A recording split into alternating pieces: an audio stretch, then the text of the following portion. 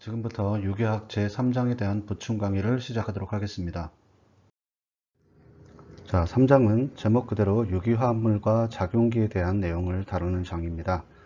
이 3장도 특별하게 어려운 부분은 아니기 때문에 굉장히 빠르게 진행을 할 예정이고요. 이 보충 강의 시간에 이론적인 부분을 많이 하고 그 다음에 수업 시간에는 이제 문제풀이 위주로 진행을 할 예정입니다. 그렇기 때문에 본 내용을 잘 들으시고 예습을 충분히 한 다음에 수업 시간에 문제풀이를 할 때 좀 버벅거리거나 이러신 분들이 없도록 잘 예습을 하시기 바라겠습니다. 자, 이 장은 아까 말씀드렸던 대로 크게 어려운 부분은 없습니다. 단지 이제 작용기라는 부분을 처음 들으시는 분들이 많기 때문에 이 부분에 대해서 설명을 할 거예요. 자, 그래서 이제 이번 강의 내용은 요 위주로 나갈 겁니다. 유기화합물의 정의 및 분류. 우리가 유기화합물이라는 어떤 건지 알지만 다시 한번 되새겨 보도록 하고요. 그 다음에 유기화합물을 표기하는 방법이 어떤 것들이 있는지를 좀 살펴보도록 하겠습니다. 그 다음에는 이제 작용기의 정의를 들어갈 텐데, 작용기를 알기 전에 우리가 치환기라고 하는 개념을 알아야 되고, 이 치환기하고 작용기는 어떻게 다른가도 한번 살펴보도록 하고, 그 다음에 이 작용기의 종류는 어떤 것들이 있고, 그 다음에 이 작용기가 도대체 유기화합물에서 어떤 역할을 하는지, 그 다음에 유기화합물에 어떤 영향을 미치는지를 한번 살펴보도록 하고요. 이 작용기 때문에 이제 분자 간의 힘이 달라집니다. 그렇기 때문에 물리적 성질이 달라지는데요. 그 분자의 물리적 성질은 어떻게 작용기에 의해서 달라지는지를 살펴보도록 하고, 분자의 물리적 성질은 여기서 끓는 점, 녹는 점, 용해도를 다룰 거예요. 그리고 여러분들 물리적 성질이라고 하는 것은 어떤 분자도 그렇고 사람도 그렇고 타고나는 성질을 얘기하는 겁니다. 그러니까 분자는 이제 끓는 점, 녹는 점, 용해도가 타고나 있는 거예요. 그게 이제 작용기에 따라서 그렇게 바뀔 수 있다라는 얘기입니다. 그 다음에 이제 작용기의 응용 파트로 들어가서 작용기 때문에 우리가 일상생활에서 보는 것들이 어떠한 그 화합물들이 왜 그런 성질을 가지고 있는지를 한번 살펴볼 것이고요. 마지막으로 이제 작용기와 분자의 반응성을 한번 살펴보고 이 장을 마치도록 하겠습니다. 자, 그래서 다시 한번 말씀드리지만 오늘 내용이 그렇게 어려운 건 없어요. 단지 여러분들이 세심하게 이 강의를 들으시고 실제 그 4주차 강의에서는 문제풀이를 위주로 할 테니까 여러분들 충분히 예습하고 참석하시길 바라겠습니다. 자, 3장 내용에 들어가기 전에 우리가 1장에서 잠깐 언급했었던 유기화학에 대한 개념, 그리고 유기화합물의 정의 및 분류에 대한 개념을 잠깐 한번 언급하고 넘어가도록 하겠습니다. 먼저 유기화학이란 제가 1장에서 뭐라고 했었습니까? 유기화합물에 대한 물리화학적 성질과 반응 메커니즘을 다루는 화학이다라고 했었습니다. 그럼 우리가 유기화합물이란 어떤 건지 또 알아야 되겠죠? 그래서 유기화합물이란 어떤 건지 살펴보면은 어떤 화합물의 기본 구조 골격이 탄소와 수소로 이루어진 화합물이다 이렇게 얘기를 했습니다. 그래서 오해하시면 안 돼요. 탄소와 수소만으로 이루어진 게 아니고 기본 구조 골격이 거의 대부분 탄소와 수소로 많이 이루어져 있다 이렇게 이해를 하시면 되고요. 이 탄소와 수소 이외에도 다른 원소들이 유기화합물에는 포함될 수 있습니다. 그걸 보고 우리는 탄소, 수소 이외의 모든 원소들을 우리는 헤테로 원소라고 유기화학에서는 얘기를 하고 있어요. 이 헤테로 원소의 종류가 많으냐? 그건 아니에요. 몇 가지 안 됩니다. 여기 나오는 것들이 다입니다. 그래서 탄소는 2주기 4족 원소죠. 그래서 2주기 5족부터 6족, 7족 이렇게 되면은 질소, 산소, 그 다음에 불소가 있죠. 이렇게 있습니다. 그죠? 그리고 질소 바로 아래주기에 같은 족 원소인 인이 있고 산소 바로 아래쪽 원소인 같은 족입니다. 아래에 붙어 있는 황이 여기에 포함될 수 있고 그 다음에 불소가 포함된 7족 원소에는 다 이런 것들이 헤테로 원소들로 들어갈 수 있는데 이 헤테로 원소는 뭐 중요성이 별로 없느냐? 굉장히 중요해요. 그렇지 않습니다. 물론 유기화합물을 대부분 구성하고 있는 것은 탄소와 수소입니다만은 이 헤테로 원소들이 있어야만 작용기로서 붙을 수 있다는 거예요. 작용기라고 하는 것은 유기화합물이 어떤 작용, 반응 이런 걸 한다라고 이해를 하시면 돼요. 그래서 얘네들이 붙으면 탄소보다 질소나 산소, 뭐 불소 이런 것들은 전기음성도가 강하잖아요. 그래서 탄소로부터 전자를 많이 땡겨옵니다. 그래서 반응을 할 수도 있고 그래서 탄소가 또 이제 델타 플러스를 띄워서 탄소는 전자를 받을 수도 있고 나머지 질소, 산소 이런 것들이 전자를 줄 수도 있고 이런 작용기를 한다는 거예요. 자세한 내용은 이따가 설명드리도록 하는데 자, 이 헤테로 원소 뭐 그 다음에 탄소, 수소 이런 걸 외우기 힘들다면 제가 잠깐 여기서 주기율표를 써보도록 하겠습니다. 보시면은 뭐 어렵게 쓰지 않고요. 1주기에는 수소와 헬륨이 있죠. 2주기에는 이렇게 나갑니다. 그죠? 그래서 탄소, 질소, 산소, 불소, 그 다음에 니온 이렇게 나가고 우리가 이제 헤테로 원소에 포함되는 것들만 적어 볼게요. 그럼 질소 바로 아래 인이 있다고 했고 산소 바로 아래에 그 황이 있다고 했고, 그 다음에 불소 바로 아래로 Cl, 그 다음에 그 아래로 Br, 그 다음에 그 아래로 I, 이런 것들이 있죠. 그러면 우리가 그 유기화합물을 이루는 주된 원소는 뭐라고 했습니까? 바로 탄소와 수소. 이렇게 여러분들이 이미지네이션을 하면 됩니다. 머릿속으로. 그 다음에 나머지들 보고 저희가 헤테로 원소라고 했는데, 헤테로 원소는 여기에 이렇게 해당이 되는 거예요. 그렇죠? 이렇게 해당이 되는 겁니다. 그래서 이 헤테로 원소들이 주로 이제 작용기로 작용을 한다. 이번에 3장에 공부할 작용기로서 우리 탄화수소 화합물에 붙어서 작용기로서 작용을 하게 되는 거고, 그러면 탄소와 수소로 이루어진 작용기는 없느냐? 있습니다. 어떻게 되어 있느냐면 탄소와 수소로 이루어진 작용기는 반드시 탄소와 탄소 사이 이중결합이 있거나 삼중결합이 이렇게 있어야 돼요. 그럼 이중결합이 있으면 여기는 CH2가 되고 CH2가 되고 여기 CHCH가 되겠죠. 자, 이런 것들은 작용기가 될 수 없다라는 겁니다. 탄소와 수소가 전부 다 단일 결합으로 이루어진 것들은 작용기가 될 수 없다라는 얘기예요. 그러면 작용기는 어떤 거예요? 자, 이런 것들.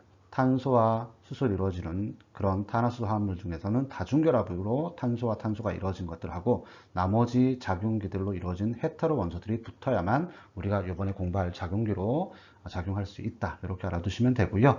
자, 앞에서 지금 언급했던 것처럼 유기화학에 대한 간단한 개념과 유기화합물에 대한 간단한 개념, 그리고 유기화합물을 구성하는 주원소는 탄소와 수소라는 것, 그 다음에 나머지 NOF, PS, CL, BRI 이런 것들은 전부 다 우리가 헤테로 원소라 부르고 얘네들이 있어야만 작용기가 형성이 된다는 것까지만 여러분들이 이해해 주시면 되겠습니다. 자, 좀 전에 우리가 유기화학에 대한 간단한 개념과 정의, 그리고 유기화합물에 대한 간단한 개념과 정의, 그리고 유기화합물을 이루는 원소들은 어떤 것들이 있는지도 알아봤고, 그 원소들이 유기화합물 내에서 각각 어떤 역할을 하는지도 한번 살펴봤습니다. 이번에는 유기화합물들에 대한 분류를 한번 해보도록 할게요. 유기화합물이라고 하는 것은 크게 두 가지로 분류될 수 있습니다. 첫 번째는 지방족 화합물, 영어로는 aliphatic compound라고 구분을 하고요. 두 번째는 방향족 화합물, 영어로는 aromatic compound라고 해서 이렇게 구분을 하고 있습니다. 크게 두 가지 카테고리로 구분을 해요. 지방족 화합물이라고 하는 것은 정말 간단합니다.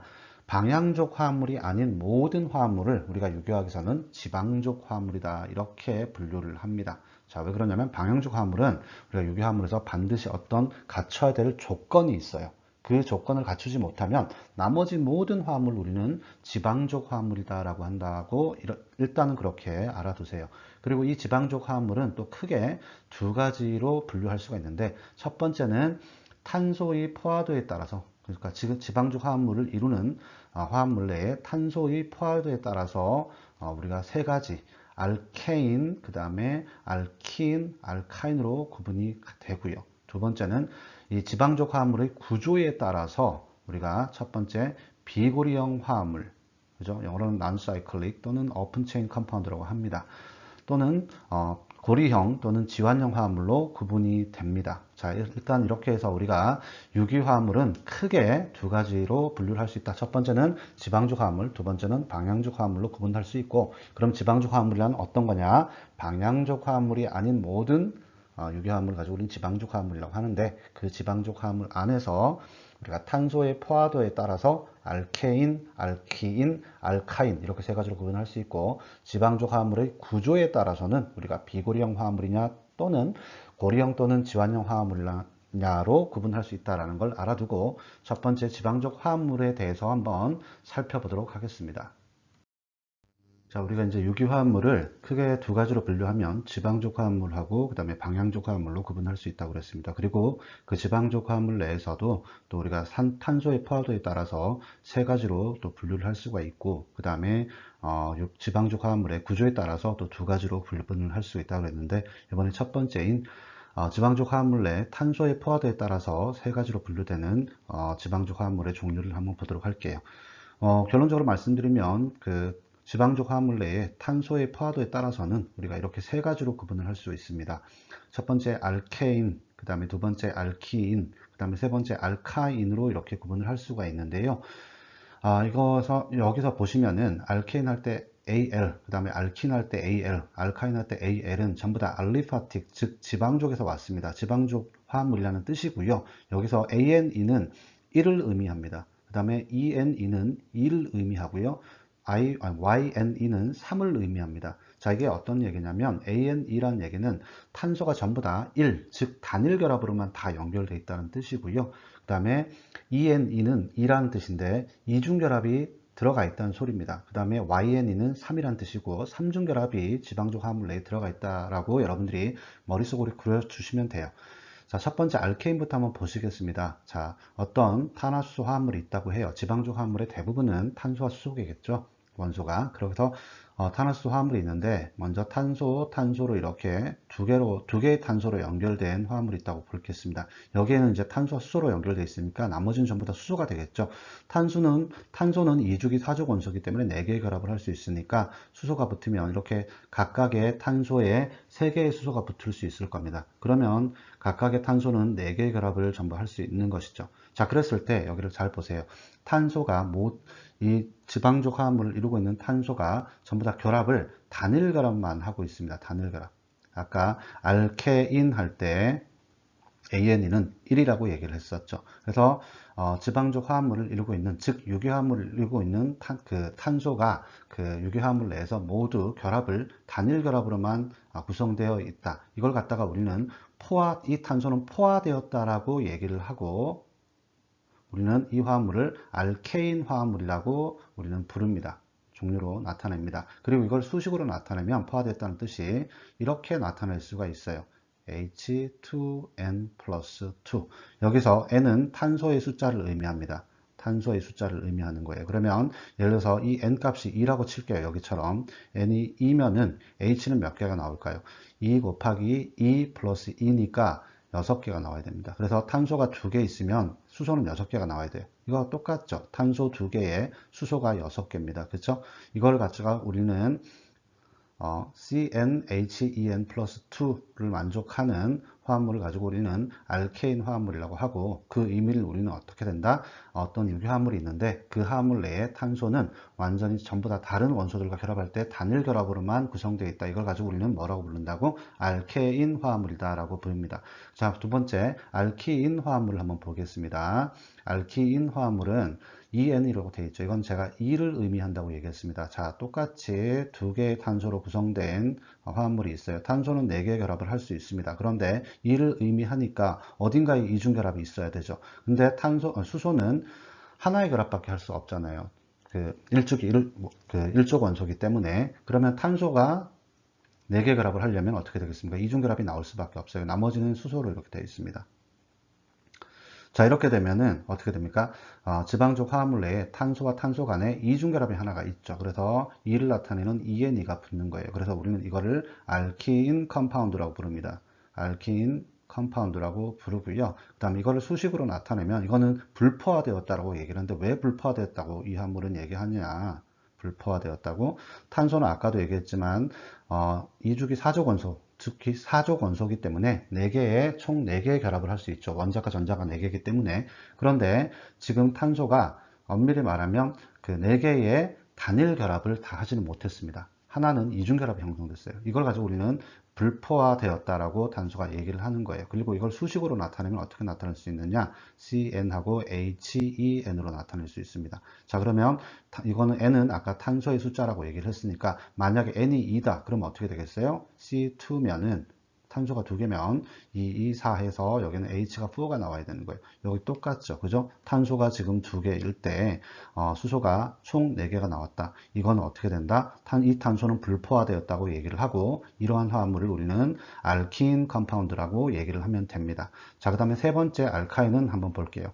알카인에서 YNE는 3을 의미한다고 얘기했으니까 지방족 화합물 내에 탄소 간에 삼중결합이 어딘가에 하나가 있다라고 생각하시면 돼요. 그래 만약에 탄소가 2개로 이루어진 유기화합물이 있으면 이렇게 형성되어 있는, 자, 좀 이해를 돕기 위해서 여기를 180도로 그리겠습니다. 그러면 이렇게 형성되어 있겠죠. 자, 이렇게 되면 얘도 삼중결합이 있으면 얘도 이 탄소는 불포화되었다고 얘기를 하고 얘는 수식으로 나타내면 CnHn으로 나타납니다. 이거 N은 탄소의 숫자라고 얘기를 했죠.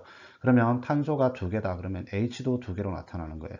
자, 이 수식이 그대로 성립하죠. 이걸 가지고 우리는 알카인 화합물이라고 얘기를 합니다. 알카인. 자, 그래서 알카인의 그 YNE는 3을 의미하고 유기화합물 내에 삼중결합이 반드시 있다 이렇게 의미하면 됩니다. 그럼 체인이 길어도 이건 상관이 없어요. 이렇게 이루어진 체인이 있다. 그러면 어떻게 됩니까? 탄소가 몇 개예요? 하나, 둘, 셋, 넷, 다섯, 여섯, 일곱. 이따가 말씀드리겠지만 일곱은 헵테인이라고 얘기를 합니다. 우리 헵테인.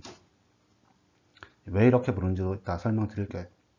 헵테인이죠. 여기는 전부 다 단일 결합으로만 다 이루어져 있습니다. 여기 전부 다 수소가 생략되어 있기 때문에 꼭지점엔 탄소와 수소가 생략되어 있는 거잖아요. 그럼 전부 다 단일 결합으로 연결되어 있는 거기 때문에 이거는 알케인 화합물입니다. 그죠? 그래서 헵테인이다. 탄소가 7개이기 때문에 이렇게 부를 수가 있는 것이고, 만약에 이 중에 하나라도 이중결합이 들어갔다. 이렇게 해서 이렇게 이중결합이 딱 들어갔어요. 이거는 헵틴이 되는 겁니다. ENE가 되는 거예요. 이중결합이 여기 들어갔기 때문에 이것도 이따 설명드리고, 그럼 삼중결합이 들어가면 어떻게 되느냐? 여기 삼중결합이 들어가 버리면 헵타인이 되는 겁니다. 이렇게 명명을 할 거예요. 자, 그래서 지금부터 이제 명명하는 거를 간단하게 알려드릴 텐데, 자, 명명하는 거 막 무조건 외울 필요는 없습니다. 물론 외우는 게 기본이 돼야 돼요. 하지만 무작정 외울 필요는 없다는 거예요. 자, 우리가 탄화수소 화합물을 명명할 때는 명명이라는 하는 것은 이름을 붙이는 거잖아요. 명명할 때는 반드시 접두사라는 녀석이 있고, 그 다음에 전미사라는 녀석이 있습니다. 자, 지금 제가 알려드린 거는 알케인 컴파운드예요. 알케인. 그러니까 탄소가 전부 다 단일 결합으로 이루어진 그거에 대한 명명을 알려드릴 건데, 알케인이기 때문에 전미사, 알케인에서 ANE가 붙습니다. 그래서 전미사 ANE가 들어갔다. 그러면 화합물 내 모든 탄소가 다 단일 결합으로 이루어져 있다는 거고, 접두사는 우리가 고대 라틴어에서 하나, 둘, 셋, 넷 이렇게 할 때 접두사를 쓰는 거예요. 자, 화합물 내 탄소의 원자수가 하나다. 이걸 CH4라는 컴파운드가 있어요. 그러면 얘는 하나라는 의미의 접두사를 사용하게 됩니다. 접두사는 math가 되는 거예요. math. 그 다음에 탄소가 두 개다. C2H6 이런 겁니다. C2H6. C2H6. 여기 H가 3개, 왼쪽도 3개, 오른쪽도 3개, H6입니다. 이때는 at가 됩니다. 둘이라는 의미. 그 다음에 탄소가 3개다. 그러면 3개라는 의미는 prop가 됩니다. 그 다음에 4개라는 의미는 뷰트가 되는 거예요. 그 다음에 5개는 펜트가 돼요. 6개는 헥스가 됩니다. 7개는 헵트가 되는 거예요. 8개는 옥트가 됩니다. 그 다음에 9개면 넌이 됩니다. 그 다음에 탄소가 10개면 데크가 되는 거예요.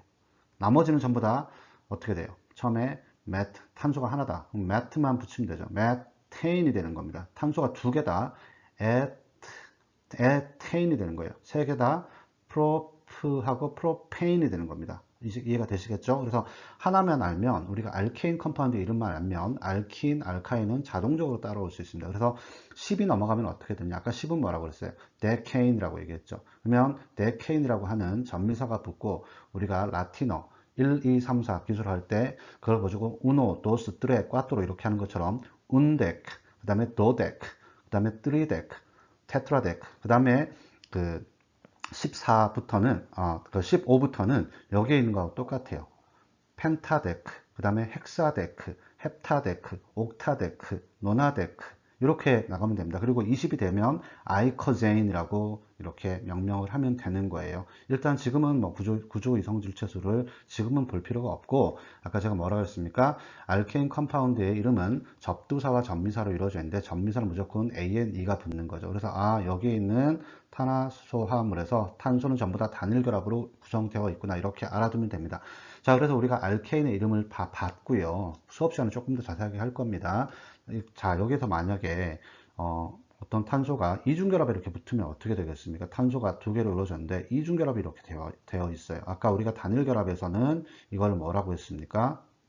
단일결합 똑같은 컴파운드를 적어주면, 자, 이렇게 탄소 2개가 구성되어 있어요. 아까 2개는 에트라고 하고, 그 다음 여기는 전부 다 단일 결합으로 되어 있으니까 ANE가 붙어서 알케인 컴파운드니까 에테인이라고 했잖아요. 그러면 여기에 탄소와 탄소 사이에 이중결합이 붙었어. 그러면 어떻게 될까요? 알키인에 해당이 되는 거죠. 그러면 여기 접두사 에트는 똑같습니다. 뒤에 전미사만 뭐가 따라오면 되는 거예요. ENE, 에티인이 되는 겁니다. 이런 식으로 해서 프로핀, 그 다음에 뷰틴, 펜틴 이렇게 나갑니다. 그러면 삼중결합이 되면 어떻게 될까요? 여기에 삼중결합이 이렇게 나와서 이런 컴파운드가 있습니다. 그러면 접두사 에트는 똑같아요. 에트는 접두사 에트는 똑같고, 그 다음에 뒤에 뭐가 붙습니까? 삼중결합이 있다는 거 알려주기 위해서 알카인 컴파운드가 되는 거죠. 그래서 에타인 이렇게 불러주면 되는 겁니다. 그래서 어렵지 않아요.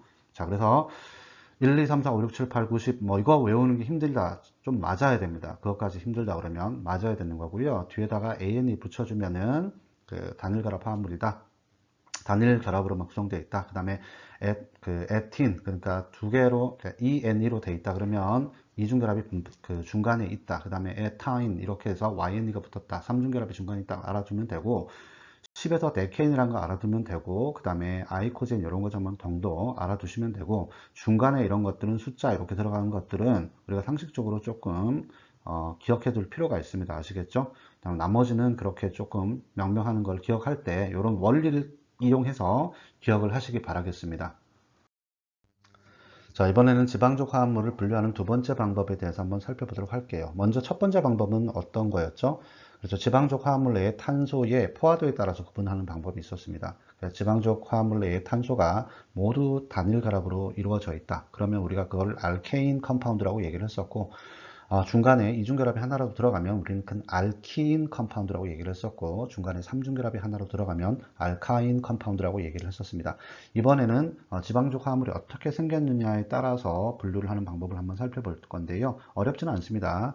간단하면서도 두 가지 분류가 있어요. 첫 번째는 비고리형 화합물, 또 그 다음에 두 번째는 고리형 또는 지환형 화합물로 이렇게 구분을 할 수 있습니다.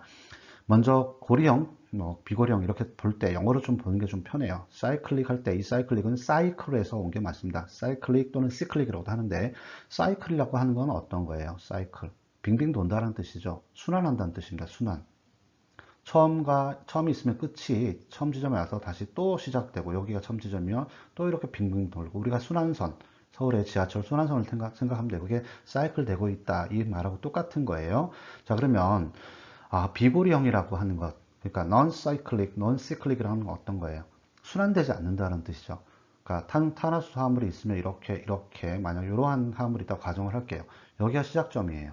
여기가 끝점입니다. 또는 여기가 시작점이고 여기가 끝점이라고 해도 돼요. 어쨌든 시작점과 끝점이 서로 공유결합되어 있지 않은, 서로 맞물려 있지 않은 걸 보고 우리가 비고리형 화합물이라고 얘기를 합니다. 이걸 영어로는 non-cyclic 또는 open chain compound라고 얘기를 합니다.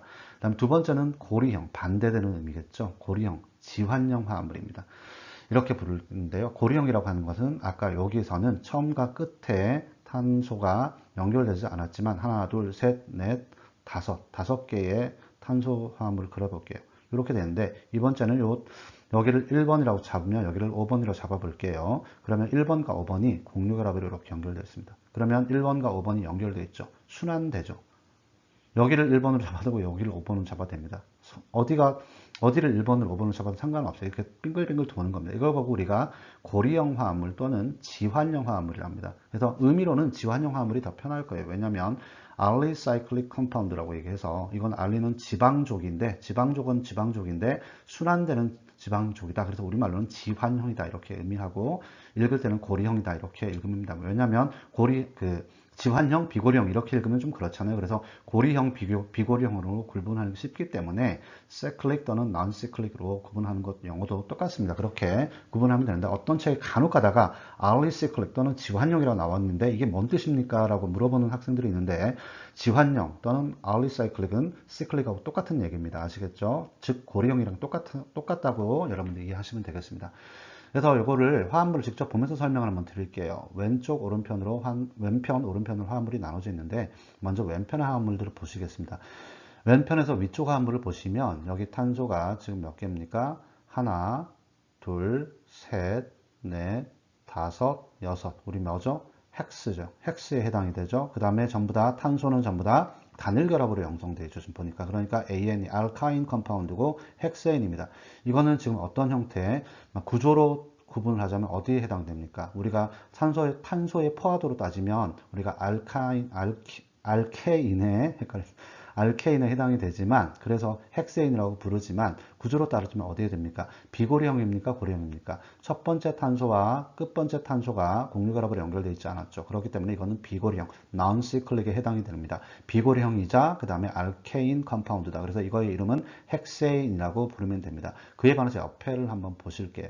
자, 옆에 보시면은 요 컴파운드는 여기를 1번으로 잡아보겠습니다. 1번 탄소하고 반시계 방향으로 저는 돌려보겠습니다. 그러면 여기가 2번, 3번, 4번, 5번, 6번 탄소가 될 거예요. 자, 그러면 1번 탄소와 6번 탄소가 여기 왼쪽과는 다르게 어떻게 되어 있습니까? 1번과 6번 탄소가 서로 연결되어 있죠. 이렇게. 이걸 보고 우리는 뭐라고 그랬어요? 고리형 또는 지환형이라고 했죠. 영어로는 cyclic이라고 얘기를 했습니다. 자, 그러면 이거는 어떻게 명명을 하느냐? 얘도 보니까 전부 다 탄소가 단일 결합으로만 연결되어 있어요. 그러니까 헥세인이라고 하는 우리가 큰 테두리로 해서는 알케인에 해당이 되기 때문에 헥세인이라고 명명을 해줍니다. 그런데 어떤 헥세인이라고? 고리형 헥세인이라는 소리야. 그러면 어떻게 하면 되냐? 영어로는 사이클릭 헥세인 하면 될 것 같지만 앞에 들어올 때는 사이클로라고만 붙여주면 된다. 사이클릭이 아니라 사이클로 헥세인 이렇게 붙여주면 된다는 겁니다.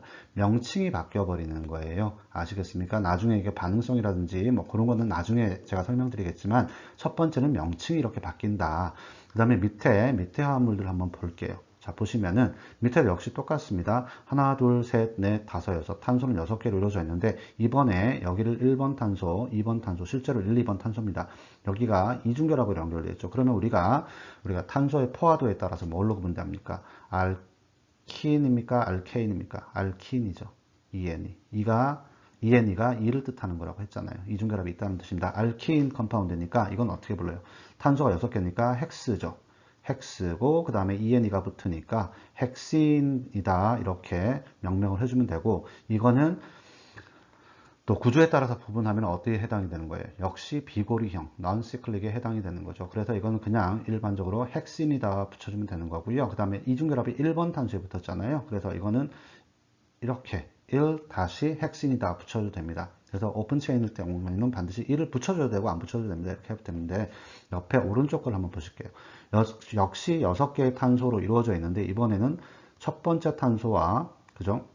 그 다음에 두 번째 탄소 이거를 쭉 보면은 왜 이렇게 돌아가냐면 이렇게 1번, 2번을 할 수 없어요. 왜냐하면 이중결합이 우선입니다. 왜냐하면 이중결합은 뭐라고 했어요? 제가 맨 처음에 설명드릴 때 탄화수 화합물은 작용기로 할 때 어떻게 해야 된다 했습니까? 단일 결합으로만 이루어진 탄소, 즉 알케인 화합물은 작용기가 될 수 없고 이중결합이나 삼중결합이 포함되면 작용기가 될 수 있다고 그랬죠. 뒤에서 배우겠지만 작용기가 들어가면 거기서부터 번호 순서가 매겨집니다. 그래서 작용기 우선이에요. 여기를 1번 잡았으면 여기가 2번이 될 수밖에 없습니다. 어쨌든 그러면 3번, 4번, 5번, 6번이 되겠죠. 그럼 어쨌든 6번하고 1번 그 탄소가 연결이 이렇게 되어 있습니다. 그죠? 그렇기 때문에 얘는 어디에 해당됩니까? 고리형에 해당이 되는 거죠. 그래서 이것도 역시 헥신이라고 붙여는 줄 수 있죠. 왜냐하면 이중결합이 여기 있기 때문에. 그런데 뭐라고? 고리형이기 때문에 사이클로 헥신이다. 이렇게 명명을 할 수 있다는 거예요. 그래서 우리가 지방족 화합물을 첫 번째 알케인, 알킨, 알카인으로 나눌 수 있고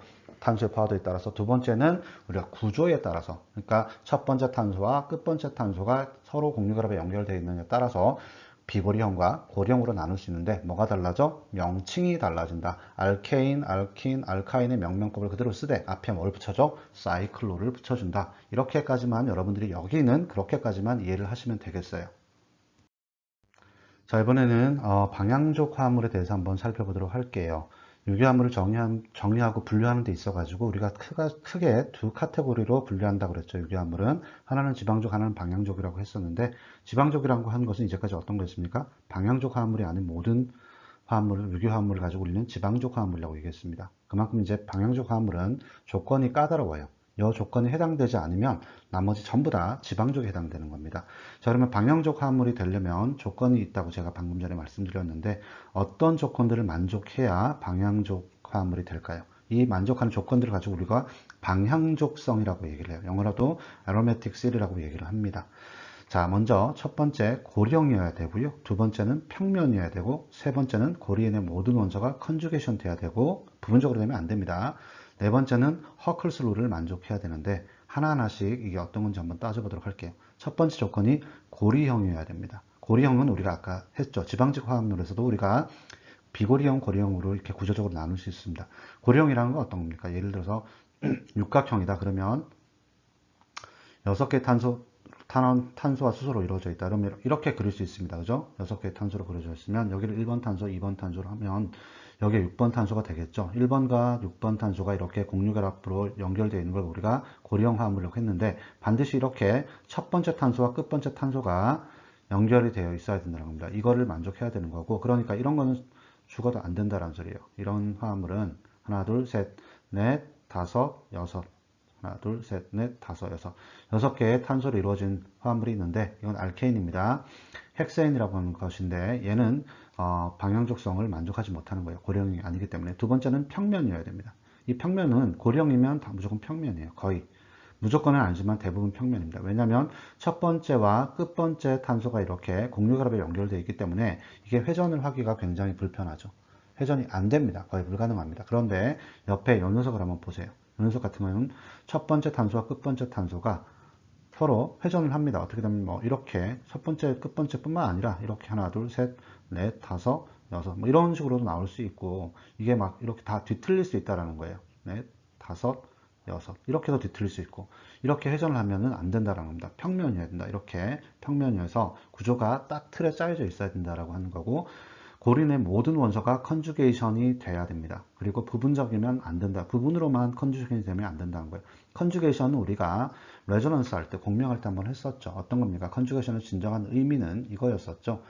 이중결합, 단일결합, 이중결합. 이게 교대교대로 있는 게 바로 그 컨주게이션이었었는데 현대적 의미는 어떻게 된다고 했습니까? 이것도 역시 알릴 위치에 뭐 점점 마이너스, 그죠? 마이너스가 있거나 아니면은 알릴 위치에 여기에 플러스가 있거나 그렇죠? 또는 알릴 위치에 비공전자성이 있거나 이런 것도 전부 다 우리가 컨주게이션 되는 거라고 얘기를 했습니다. 단 어떻게 컨주게이션이 우리는 모든 원소들이 다 컨주게이션이 돼야 된다. 이거 어떤 거냐면 실제로 보면 이게 간단한 컨주게이션의 예인데요. 벤진이라고 하는 겁니다. 왜 이제 벤진인지 아시겠죠? 벤진 EN입니다. 요 화합물에 보니까 이중결합이 다 있죠. 그래서 이거는 벤진이 되는 겁니다. 아시겠죠? 벤자인이 아니고 벤제인도 아니에요. 자, 어쨌든 요거 보시면은 여기에 파이 결합이 있죠. 그 다음에 여기 파이 결합이 있고 파이 결합이 서로 중첩할 수 있습니다. 이걸 보고 우리가 파이 결합이 3개 이상 중첩되면 뭐라고? 컨주게이션이라고 저희가 공명할 때 얘기를 드렸어요. 그렇기 때문에 요거는 컨주게이션이 되는데 6개의 탄소로 벤진이 이루어져 있잖아요. 벤진이니까 6개의 탄소가 전부 다 컨주게이션이 되는 겁니다. 근데 만약에 여기 이중결합이 여기 하나가 없다. 그러면 이거는 컨주게이션이 부분적으로 되는 거기 때문에 이거는 아로매틱 컴파운드가 아니라는 얘기예요. 아시겠죠? 그 옆에 것도 보시면은 이 한번 보세요. 탄소 3개로 이루어져 있는데 여기 보면 sp3입니다. sp2죠. 여기도 sp2입니다. 이중결합이기 때문에 sp2고 여기는 sp3입니다. sp3는 우리가 컨주게이션 되지 않죠. 그 공명이 되지 않죠. 그렇기 때문에 이거는 부분적으로 여기는 컨주게이션이 되어 있습니다만 이렇게 공명이 되어 있습니다만은 여기가 전부 다 모든 원소가 다 되지 않기 때문에 여기는 해당이 되지 않고요. 그 옆에 거 보시면은 여기는 아까 이거에 해당이 되는 거죠. 알릴릭에서 플러스 여기에 해당이 되는 거잖아요. 그래서 여기도 파이 여기도 비어있는 파이입니다만 파이 오비탈이 있습니다. 그렇기 때문에 여기도 fully conjugation이 되는 거고 여기도 이 원소도 보면 분자도 보면 여기에 해당되는 거죠. 그죠? 그렇기 때문에 여기도 sp2 제가 자꾸 입에 붙였습니다. sp3가 전부 다 이렇게 됐기 때문에 파이 오비탈들이 전부 다 이렇게 컨주게이션 되는 거죠. 그래서 이걸 보고 전부 다 고리는 모든 원소가 컨주게이션 되어 있다. 영어로는 fully conjugated 되어 있다고 얘기하는 거예요. 그래서 partially conjugated 되어 있으면은 이거는 aromatic compound가 아니다. 즉 방향적 화합물이 아니다. 이렇게 하시면 되고 그 다음에 네 번째로 마지막으로 허클스 룰을 만족해야 되는데 이건 어떤 얘기냐면 고리형 화합물 내에 모든 파이 전자 수를 세 가지고 그 파이 전자 수가 이 공식에 넣었을 때 이 n 값이 정수가 나와야 된다는 얘기입니다. 이거는 먼저 이걸 보고 한번 할게요. 예를 들어서 이런 얘기입니다. 이 벤진이라는 화합물 내에 파이 전자는 지금 몇 개 있습니까? 파이 전자를 표시를 할게요. 여기 동그랗게 하나, 둘, 셋, 넷, 다섯, 6개입니다. 그죠? 6개의 파이 전자가 있어요. 근데 이걸 6개의 파이 전자를 파이 일렉트론이 6개인데 이걸 갖다 어디다 대입시키냐 4n 플러스 2 공식에다 대입시킨다는 겁니다. 이때 n 값이 정수가 나와야 된다는 거예요. 그러면 4n은 어떻게 됩니까? 4가 되는 거죠. 그죠? 2가 넘어가니까 그러면 n은 어떻게 되는 거예요? 4분의 4에서 1이 나오는 거죠. 그러면 아까 n값은 정수가 되면 얘는 arithmetic, 즉 방향족이라고 했으니까 정수는 뭡니까? 0부터 시작해서 1, 2, 3, 4, 5, 6, 7, 8 쭉 무한대까지 나가는데 소수가 아닌 것. 소수가 아닌 것. 이걸 보고 정수라고 얘기하는 거죠. 그래서 1은 정수죠. 그렇기 때문에 얘는 여기 1, 2, 3, 4를 다 만족해서 방향족 화합물이다. 그리고 참고로 자 1번에서 3번까지를 만족하지 못한다. 1번에서 3번 중에서 1에서 3번 중에서 하나라도 만족하지 못한다. 이걸 보고 뭐라고 그랬냐? non-arithmetic이라고 얘기를 해요. arithmetic. 그 다음에 이걸 갖다 1번에서 3번까지 만족하는데 4번에서 만족 못했다. 이거는 anti-arithmetic입니다. anti-arithmetic이라고 얘기를 해요. 자, 우리말로는 어떻겠습니까? 이거는 방향족이 아니란 얘기예요. 비방향족 화합물이다. 얘는 반방향이다. 자, 이거를 한국말로 풀어서 제가 설명드리겠습니다. 반방향족이다. 비방향족이라는 얘기는 뭐냐? 방향족이 아니니까 뭔 말이에요? 이건 지방족이라는 얘기입니다. 지방족, 그냥. 지방족. 얘는 반방향족이니까 얘는 방향족과는 성질이 완전히 반대입니다. 방향족하고 성질이 완전히 반대예요. 자, 이게 되게 중요합니다. 방향족 화합물은 굉장히 안정합니다. 굉장히, 매우, 아주 많이 안정합니다. 안정해요. 자, 그러면 아까 엔타이로매틱, 즉 1에서 3번까지 다 만족하는데 4번이 만족이 안 됐어. 얘는 뭐라고? 엔타이로매틱입니다. 얘는 반방향족이라 했죠. 얘는 방향족 화합물이 여기 매우 안정한데 성질이 반대로죠. 매우 불안정하죠. 반응성이 굉장히 높습니다. 얘는. 근데 그에 비해서 비방향족은 어때요? 그냥 지방족 화합물이기 때문에 반응성이 그냥 그저 그래요. 반응성이 없을 수도 있고. 그래서 두 가지는 큰 차이입니다. non-arithmetic, 비방향족하고 반방향족. 나중에 방향족 화합물 할 때 되게 세밀하게 할 텐데 그때 가서 제가 다루도록 할게요. 자, 그러면 어쨌든 얘는 방향족이라는 게 성립이 됐고요. 얘는 보시면은 고리형이죠. 1번. 평면이죠. 고리는 모든 원소가 컨주게이트. 여기서 틀렸습니다. 그렇기 때문에 얘는 뭐야? 비방향족입니다. non-arithmetic이에요. 그죠? 그 다음에 얘를 한번 볼게요. 얘 보면은 고리형이죠. 평면이죠. 그 다음에 고리는 모든 원소가 컨주게이션 돼 있다고 아까 얘기를 했었죠. 여기 파이, 비언님 피어부터. 그래서 여기는 전부 다 컨주게이션이 돼 있습니다. 그 다음에 허클스 룰 한번 볼게요. 어떻게 되는지. 허클스 룰. 후켈스 룰이라고 되어 있는데 허클스 룰이 맞습니다. 자, 여기 파이 전자 몇 개입니까? 여기 하나, 여기 하나죠. 여기는 비어 있으니까 플러스는 없습니다. 그러면 파이 전자는 지금 두 개예요. 파이 전자가 두 개입니다. 이게 어디에 맞춰야 된다고? 4n 플러스 2에서 n 값이 정수가 만족이 돼야 돼. 그러면 4n은 어떻게 되죠? 넘어가면 0이 됩니다. 4n은, 그러니까 n은 그러면 어떻게 됩니까? 0이 되는 거죠. 그죠? 0은 아까 정수에 포함이 되죠. 얘는 에로메틱입니다. 자, 그렇게 이해를 하시면 되고요. 그 마지막 거 한번 보겠습니다. 자, 평면이고요. 고리형이고요. 고리는 모든 원소가 컨주게이션 돼 있어요. 그 다음에 허클스 룰만 만족하면 되는데 여기서 파이 전자 수는 하나, 둘, 셋, 네 개입니다. 그죠? 그러니까 자, 헷갈릴까봐 이거 다시 동그라미 쳐줄게요. 하나, 둘, 셋, 네 개예요. 맞죠? 그러면 파이 일렉트론이 지금 네 개입니다. 이게 뭐에 만족해야 된다고? 4n 플러스 2에 만족해야 된다고. 그럼 4n은 얼마야? 2죠. n은 2분의 1이죠. 자, 이거는 소수죠. 소수는 정수가 아니죠. 그렇기 때문에 여기에 만족을 못합니다. 여기에. 그러면 이건 뭐야? 반방향족이라고. anti-arithmetic이라고. 매우 어떻게 반응성이 높고 불안정하다고. 그렇게 여러분들이 이해를 하시면 되겠습니다. 그래서 우리가 유기화합물을 크게 두 가지로 분류하는 것. 그죠? 지방족, 방향족. 그 다음에 지방족은 또 알케인, 알킨, 알카인. 그 다음에 비고리형, 고리형으로 나눌 수 있고, 그 다음에 나머지는 방향족이다. 그리고 방향족이 아닌 건 전부 다 뭐다? 지방족이다. 여기까지 했고, 그 다음에 방향족 화합물 안에서도 우리가 어떤 게 방향족 화합물인지 방향족성을 만족하는 것까지 우리가 살펴봤습니다. 자, 그래서 유기화합물의 정의 및 분류는 여기까지 하고, 그 다음에 어떻게 그리고, 그 다음에 어떻게 또 우리가 유기화합물을 볼 것인가, 요거에 대해서 한번 좀 살펴보도록 할게요. 자, 지금까지는 우리가 이제 그 유기화합물이 뭔지도 알아봤고, 그 다음에 유기화합물을 어떻게 분류하는지 또 알아봤습니다. 자, 지금부터는 이제 우리가 유기화합물을 그러면 어떻게 표기하는지를 한번 살펴보도록 할게요. 자, 유기화합물이 뭐 어떤 것들이 있는데 다 좋아요. 다 좋은데 이거를 유기화합물이 뭐라고 표기를 해야 이게 어떤 유기화합물인지 알 수가 있잖아요. 그래서 유기화합물을 표기하는 방법에 대해서 지금부터는 살펴보도록 하겠습니다.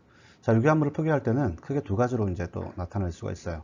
첫 번째는 평면적인 유기 구조를 나타내는 방법이 있고, 두 번째는 이제 입체적인 유기 구조를 나타내는 방법이 있습니다. 두 가지 차이점은, 평면은 말 그대로 그 3차원 구조가 아닌 거예요. 근데 입체화학적으로 나타낸다는 얘기는 3차원적으로 빙 둘러보면서 나타내는 구조를 가지고 우리가 그 입체 구조라고 하고요. 그냥 일반적인 구조를 가지고 우리가 평면 구조라고 이해를 하시면 됩니다. 자, 이럴 때 평면 구조를 나타낼 때는 우리가 주로 이제 화학식으로 표기를 하게 되는데, 엄밀히 말하면 이 화학식은 화학식과 구조식으로 나눌 수가 있어요. 근데 이제 대부분의 책에서 구조식을 화학식 안에 넣어둬서 제가 이렇게 나타내고 있습니다. 자, 화학식이라고 하는 건 많이들 들어는 보셨을 거예요. chemical formula라고 해서, 이건 어떤 걸 의미하냐면, 어떤 화합물이 있습니다. 그 화합물이 있으면 화합물 내에 화합물을 구성하는 원자들이 있을 거 아니에요. 그렇죠? 그 원자들의 상대적인 개수 및 조성을 표시하는 식이다, 이렇게 이해를 하시면 됩니다. 그 화학식 안에는 크게 이렇게 세 가지라고 여러분들 알아두시면 됩니다. 그 화학식 안에는 또 분자식과 이온식, 시성식, 실험식 이렇게 분류를 할 수 있는데, 먼저 화학식이 어떤 건지 한번 볼게요. 예를 들어서 에탄올이라고 하는 거를 예를 들어보면, 이 에탄올이라고 하는 것은 우리가 이미 다 알고 있습니다. 에탄올은 메탄올 같은 경우에는 탄소가 하나고, 에탄올은 에트니까 탄소가 두 개죠. 이제는 여러분들 그거 알아야 됩니다. 탄소가 두 개예요. 탄소가 두 개인데, 이게 알코올기가 붙어서 알코올의 그 약자로 끝에 이제 나중에 명명표 알려드리겠습니다. 알코올이 되는 겁니다. 자, 그러면 여기에 이제 OH가 붙어 있다라는 얘기고요. 이렇게 연결되어 있다라는 겁니다. 탄소는 4개 결합을 하니까 나머지는 전부 다 수소로 채워졌어요. 그래서 유기화합물을 가지고 우리가 기본 구조 골격이 탄소와 수소라고 얘기를 하는 겁니다.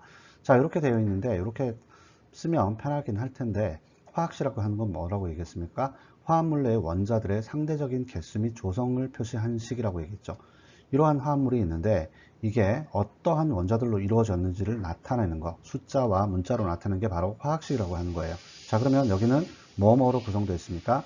탄소와 수소와 산소로 이루어져 있죠. 탄소 몇 개? 탄소 2개. 그 다음에 수소 몇 개? 수소 다 합쳐보니까 6개.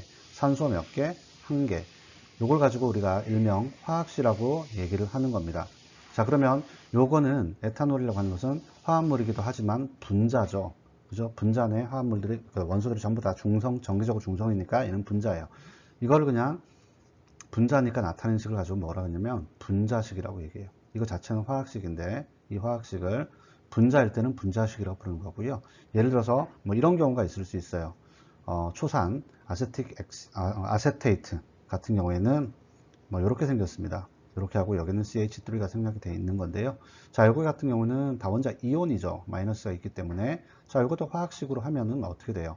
C2H3, O가 두 개니까 O2가 됩니다. 자, 근데 이거는 우리가 화학식이라고 부르면 되고요. 간단하게는 이거는 뭘 나타내는 거죠? 이온을 나타내는 거예요. 이온이 어떠한 원자들로 이루어져 있느냐, 이런 거죠. 자, 그러면 요런 원자로 이루어져 있다. 근데 이거는 이온을 나타낸 거잖아요. 그래서 이걸 갖다가 이온식이라고 하는 거예요. 뭐 쉽죠? 어렵지 않아요. 그래서 화학식은 분자식과 이온식으로 나눌 수 있는데, 분자에 대해서 나타낸 화학식을 갖다가 분자식이라고 그러고, 이온에 대한 그 화학식으로 나타낸 걸 우리가 이온식이라고 한다. 별거 없습니다. 자, 그 다음에 시성식이라고 하는 것은 이제 요건 조금 다른 개념이에요. 자, 아까 에탄올 같은 경우에 이렇게 화학식으로 나타내면 우리가 이거 C2H6O를 보면 얘가 에탄올인지 아닌지를 알기가 굉장히 힘듭니다. 화학식만으로는, 또는 분자식만으로는. 근데 이거를 시성식이라는 것은 어떤 거냐면, 화학식에서 작용기를 구분을 해 놓은 거예요. 구분을 해 놓은 겁니다. 자, 무슨 말이냐면 C2H6O라고 하는 알코올을, 에탄올을 갖다가 어떻게 표시하냐면, 여기 파트하고 여기 작용기 파트는, 제가 작용기를 뭐라고 했습니까? 헤테로 원자가 포함되어야 된다고 했죠. 분명히 앞에서. 자, 헤테로 분자는 여기 있습니다. 그죠? 그래서 C2H5입니다. 여기까지 나누면 H5, 그 다음에 OH. 이렇게 표시하면 어때요? 아, 얘는 알코올기가 하이드록시가 들어있으니까 알코올이구나 라고 우리가 알 수가 있는 거예요. 그래서 화학식을 가지고 우리가 작용기를 구분해 놓은 식을 가지고 우리가 시성식이라고 하고요. 마지막에 이제 실험식이라고 나오는데, 이건 유기화학에서 거의 쓰지 않습니다. 하지만 알고는 있어야 되겠죠. 예를 들어서 이런 얘기입니다. 우리가 헥세인이라고 하는, 헥세인은 어떻게 되겠어요? 알케인 컴파운드죠. 알케인 컴파운드입니다. 얘는 ANE로 끝나니까, 헥스라고 하는 것은 탄소 6개입니다. 그러면 탄소 6개, 그려놓고 하나, 둘, 셋, 넷, 다섯, 여섯 개입니다. 그죠? 여기에 이제 H가 다 붙어 있는 거예요. 자, 그랬을 때 H가 여기에 나머지는 다 H라고 생각하시면 됩니다, 여러분. H가 이렇게 붙어 있으면 자, 그러면 탄소는 몇 개예요? 탄소는 6개죠. 수소는 지금 계산해 보면 14개입니다. C6H14이 나오는데 이거를 갖다가 실험식이라고 하는 것은 어떤 거냐면 이 원자와 원자에 있는 요 숫자들을 최소 공약수로 나눠준 겁니다. 그러면 2로 나누면 어떻게 되겠어요? C 여기서는 2로 나눠주면 3이 되고 H로 나누면 7이 되죠.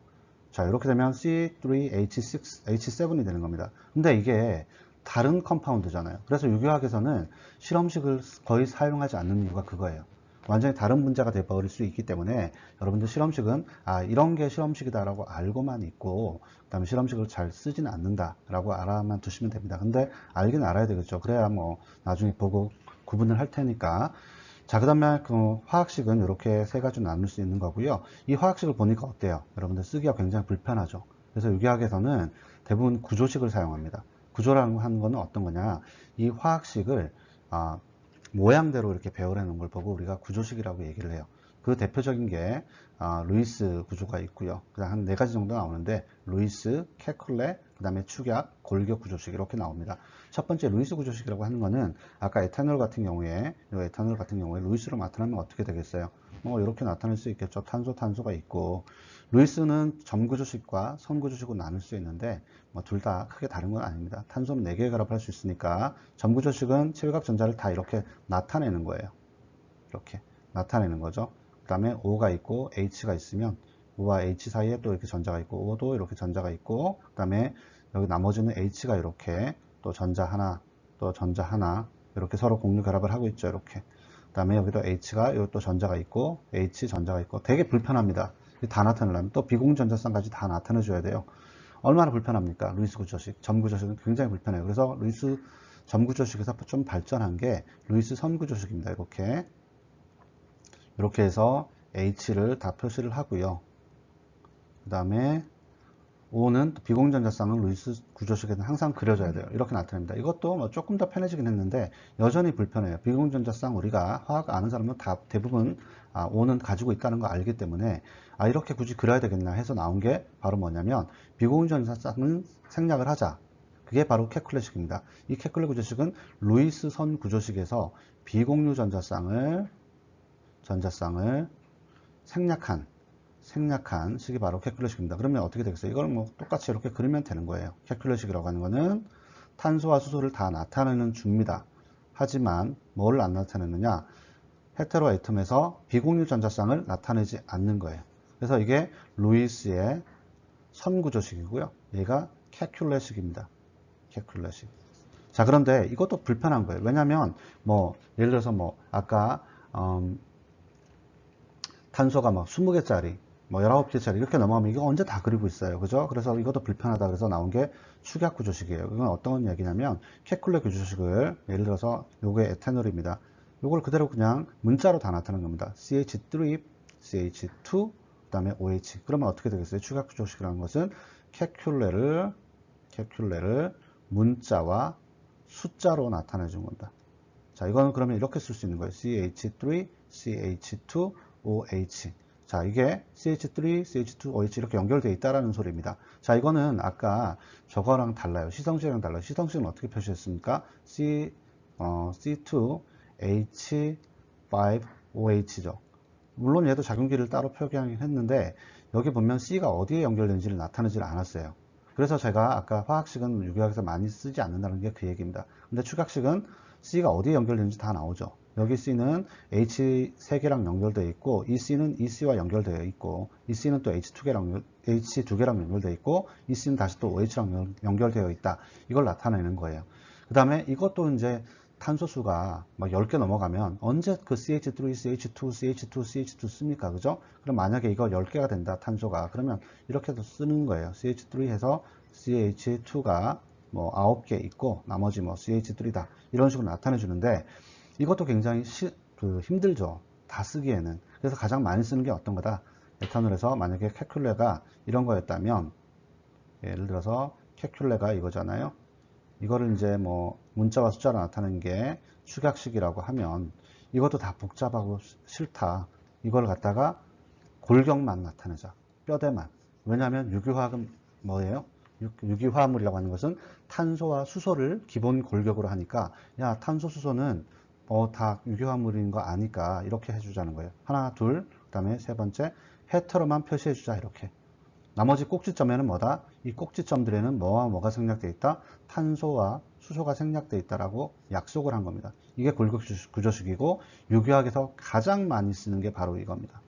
자, 그러면 헥세인 아까 어떻게 그려주면 돼요? 탄소 6개니까 하나, 둘, 셋, 넷, 다섯, 여섯. 이게 헥세인입니다. 굉장히 편하죠. 이거를 캐큘레 그리려면은 이거 다 C 다 써줘야 되고요. H 다 써줘야 됩니다. 그 다음에 축약으로 하려면 CH3, CH2, CH2 막 이런 식으로 다 써줘야 돼요. 그 다음에 루이스 점 하려고 하면 너무 힘들죠. 그래서 골격 구조가 이렇게 나타나기 편하다. 이걸 가지고 골격 구조라고 얘기를 하고 이런 식으로 표기를 한다라는 걸 여러분들이 이해를 하셨으면 좋겠습니다. 그래서 앞으로 유기화학 할 때는 제가 뭐 이렇게 많이 그릴 거예요. 이렇게 막 그리거나 우리가 아까 지환족 같은 경우에도 이렇게 그려서 이거는 이제 링이고 첫 번째 탄소, 마지막 탄소 연결되어 있잖아요. 여기도 CH는 다 생략되어 있는 겁니다. 지환족이든 지방족이든 또는 방향족이든 C와 H는 생략한 이러한 골격 구조식을 가장 많이 사용한다. 유기화학에서는. 가끔 가다 또 사용하는 게 뭐냐면 축약식. 정말 가끔 가다가 우리가 분자식을 사용하긴 하는데 그러니까 알고는 있으되 잘 사용하지 않는다라는 얘기입니다. 자, 아시겠죠? 자, 유기화합물을 표기하는 두 번째 그 방법, 투영식이라고 하는 것이 있습니다. 이거는 입체화학이라고 하는 거를 나타낼 때 쓰는 건데, 입체화학이라는 거는 제가 아까도 말씀드렸다시피 3차원의 그 분자 배열을 가지고 입체화학이라고 얘기를 해요. 3차원은 그러니까 어떻게 얘기를 할 수 있습니까? 우리가 1차원이라면 선 하나죠. 2차원이면 선 이제 아래 위로 두 개 나올 수 있고, 3차원 같은 경우는 그 말 그대로 아래 위, 그 다음에 그 가운데까지 세 개의 그 차원이 있는 거잖아요. 자, 이때 입체화학을 나타내기 위한 방식으로 투영식이라고 하는 거, 영어로는 프로젝션입니다. 빔 프로젝트 할 때 그 프로젝트가 쏜다는 거죠. 그러니까 투명하게 바라본다라는 거예요. 자, 3차원 유기분자의 배열을 이해하기 위한 표기법이다. 거기엔 또 네 가지 정도가 물론 더 이상 있습니다. 하지만 여러분들이 이 정도만 알아놔도 학부에서는 충분히 훌륭하게 많이 아는 거예요. 첫 번째가 이제 뉴먼 프로젝션이라고 하는 거가 있는데, 뉴먼 투영식입니다. 우리말로는 뉴먼이라는 사람이 개발을 했어요. 자, 요런 분자가 있을 수 있어요. 여긴 탄소고, 회색은 탄소고, 하얀 거는 수소고, 그 뭐 초록색은 그 클로린이고, 그냥 빨간 거는 그 옥시전이고, 그다음에 요 자줏빛은 이게 브로민이다. 이렇게 이제 얘기를 할게요. 자, 이랬을 때 요 분자는 빙글빙글 돕니다. 실제로는. 그랬을 때 이게 3차원적으로 바라봤을 때 우리가 어떻게 표기를 할 거냐. 자, 그러면 자, 우리가 그 OH 나중에 작용기는 그 순서가 있습니다. 높은 순위가 있어요. OH기가 가장 높은 순위인데 가장 높은 순위가 붙어 있는 작용기에 붙어 있는 탄소를 가지고 우리가 1번 탄소라 그래요. 그 다음에 그 나머지 탄소를 2, 3, 4로 붙여나가면 이게 앞에가 1번, 뒤에가 2번이라고, 뒤에가 1번, 앞에가 2번이라고 나타냈을 때 이거를 여기서 이렇게 바라보면 이 분자가 어떻게 보이느냐 이걸 나타내는 게 바로 뉴먼 프로젝션이에요. 그러면 이게 2번 탄소가 여기 요 점으로 하나 딱 찍어요. 뉴먼 프로젝션 그리는 방법은 앞에 내가 바라보고자 하는 그 원자를 점으로 딱 찍습니다. 이렇게 찍고 뒤에 나타나는 원자, 여기 탄소 두 번째 탄소를 크게 그립니다. 별거 없어요. 그 다음에 앞에서 보면 여기 CL하고 H가 이렇게 나열되어 있겠죠. CL과 H가 이렇게 나열되어 있고 지금 몰라도 됩니다. 자, 봐두시라는 거예요. 이런 방법이 있다라는 겁니다. 앞에 CH3입니다. 여기가 CH3가 밑으로 내려와 있더라. 그럼 뒤에 거는 어떻게 표시할 거냐? 이 부분은 자, 자줏빛에 요런 녀석이 뒤로 들어가 있고 수소가 앞으로 튀어나와 있잖아요. 오른쪽으로 수소가 나와 있고 자줏빛은 뒤로 들어가 있으니까 BR은 이렇게 표시하고 꼭대기로 OH가 나타났다. 이게 뉴먼 프로젝션이라고 하는 거예요. 3차원적으로 나타난 거. 근데 이게 잘 안 와닿잖아요. 그래서 우리가 이거를 다시 풀어서 쓴 게 뭐냐? 바로 Sohorst 프로젝션이라고 해가지고 우리말로는 톱말이라고 하는데요. 굉장히 어색하죠. 어디서 쓰는 거냐면 이 톱말이라고 하는 거는 공사장에서 보면 그 공사하는 인부 아저씨들이 여기 톱질할 때 여기다 뭐 나무 같은 거 올려놓고 톱질을 여기서 할 때 나무 올려놓고 할 때 쓰는 그 톱말입니다. 그래서 우리가 Sohorst 프로젝션이라고 얘기를 해요. 자, 별건 아니고 이 뉴먼 프로젝션을 이렇게 나타낼 수 있다는 거예요. 어떻게 하냐면 여기서 이렇게 뉴먼 프로젝션을 쳐다보면 어떻게 되겠습니까? 요 CL이 이렇게 있고 요 앞에 탄소와 뒤에 탄소가 이렇게 연결될 수가 있죠. 이거를 마치 그려놨더니 뭐하고 비슷하게 생겼냐? 여기 나오는 톤말과 비슷하게 생겼다고 해서 이러한 형태를 갖다가 소홀스 프로젝션이라고 얘기를 하고요. 자, 이것도 귀찮다. 난 평면상에서 그냥 그 골격 구조식으로 막 이렇게 그릴래. 근데 어떤 게 튀어나왔고 어떤 게 들어갔는지는 알아야 되잖아. 그러니까 튀어나온 거는 어떻게 웨지라고 해서 이렇게 진한 색으로 표시를 하고요. 들어간 거는 어떻게 된다? 대시 웨지라고 해서 웨지는 웨지인데 우리말로 웨지는 쐐기예요. 쐐기처럼 이렇게 생겼잖아요. 대시 웨지라고 해서 이렇게 사선으로 그린 웨지 폼은 들어갔다는 걸 표시하는 거예요. 그래서 나타 프로젝션이라고 하는 것은 우리가 골격 구조에다가 어떤 원소들이 튀어나왔는지 들어갔는지를 이렇게 나타내는 겁니다. 이걸 갖다 나타 프로젝션이라고 얘기를 해요. 그리고 마지막으로 아마 식품 영양까지 이런 걸 많이 볼 거예요. 그 생화학에서 주로 사용하는 건데 이건 엄밀히 말하면 3차원 유기분자는 아닙니다. 2차원이에요. 3차원 유기분자를 2차원으로 나타낸 게 우리가 Fisher 프로젝션이라고 얘기를 합니다. 자, 이건 어떤 거냐면 자, 여기 보시면 가로가 있고 세로가 있을 거예요. 세로로 표시된 거에서 맨 꼭대기와 맨 아래는 들어간 겁니다. 나타에서 들어간 걸로 나타내는 거고요. 그 다음에 가로로 표시된 것들은 튀어나온 거, 웨지를 의미합니다. 그래서 실제 이 폼은 이렇게 생겼다라고 얘기를 하는 거예요. 지금은 이렇게 봐두세요. 제가 5장 정도 되면 좀 그때는 복잡해집니다. 이 뉴만 프로젝션을 소울스로 바꾸는 것, 그 다음에 나타를 뉴만으로 바꾸는 것, 이런 걸 막 할 거예요. 이거 여학생들은 굉장히 힘들어 합니다. 이건 약간 지공간 능력이 좀 있어야 돼요. 근데 이게 제가 비하하는 게 아니고, 여학생분들은 조금 힘들어 해요. 그렇기 때문에 제가 미리 여기서 먼저 말씀을 드리는 거고, 5장 정도에 가면 제가 상세하게 어렵지 않게 알려드리겠습니다. 그러니까 뭐, 대학에서 저만큼 더 쉽게 가르치는 사람이 없을 정도로 쉽게 가르쳐 줄 테니까 너무 겁먹지 마시고요. 아, 우리가 유기화합물을 표기하는 방법에는 대부분은 평면으로 표기하는데 그 중에서 이제 입체적으로 나타낼 때가 있는데 그때 사용하는 표기법들이 이런 것들이 있고 그 이름에 해당되는 그 표기법들이 이런 것들이 있다. 뉴만은 이렇게 생겼고 소울스는 이렇게 생겼고 나타는 이렇게 생겼고 피셔는 이렇게 생겼다. 그 안에서 피셔는 3차원이 아닌 2차원으로 표기하는 방법이다. 이렇게 미리 지금은 그렇게만 알아두시고요. 제가 한 4장, 5장 들어가면 당연히 해야 되는 거고 4장 중간 부분부터 요거에 대해서는 자세하게 얘기를 드리도록 하겠습니다. 너무 겁먹지는 마세요.